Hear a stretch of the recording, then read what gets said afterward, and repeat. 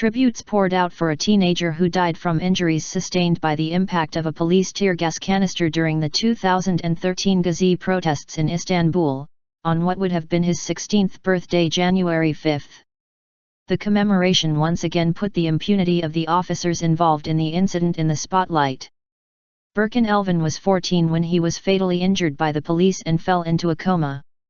He turned 15 while still unconscious but failed to recover from his injuries and died 2 months after his birthday, on March 11, 2014.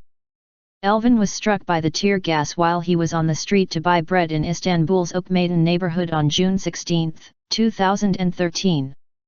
Elvan had dropped to 16 kilograms while hospitalized before passing away, while the police officers responsible for killing him have yet to be prosecuted despite the passage of 16 months, all making the boy's 16th birthday an even more symbolic occasion. Elvan's family issued a message for people to mourn the young victim on his birthday, with a reference to a famous verse from legendary Turkish poet Nazım Hikmet, "Dead children don't grow up." Berkin doesn't grow up anymore, and passing time doesn't heal the wounds of a murdered child. Those who killed Berkin have not stood trial yet. There is no justice, no law, no suspect, and no punishment in this country. The only truth is, dead children don't grow up, the message said. Social media users have also sent their messages of mourning and sympathy under the hashtag number BerkinElvan16 Yanda. Berkin Elvan is 16 years old. His father, Sami Elvan, denounced the crackdowns against activists and protesters waged by the Turkish security forces in recent years. "I just cannot understand it. You murder a child. You hide the killer.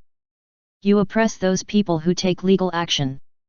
But they don't know my son at all, they just tell you that the same thing done to Berkin can happen to their kid," Elvan told Daily Bergun in an interview on the occasion of his son's 16th birthday.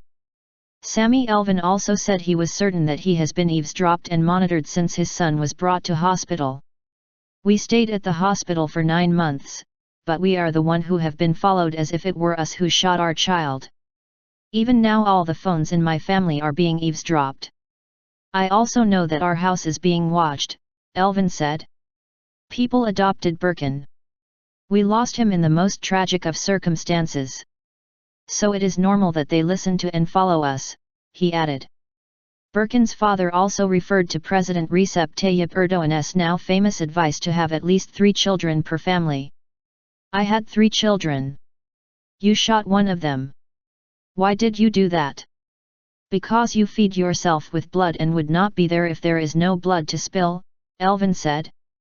At an election rally last year that was held as the youngster was still struggling to survive, Erdogan encouraged his supporters to boo Elvan's family, calling him a terrorist. The officer who fired the fatal canister has yet to be identified, but the trial has made progress after several pieces of footage showing both before and after the incident emerged, despite repeated claims of a lack of cameras by the police. The forensic report was released just 2 weeks ago, some 9 months after Elvan's death.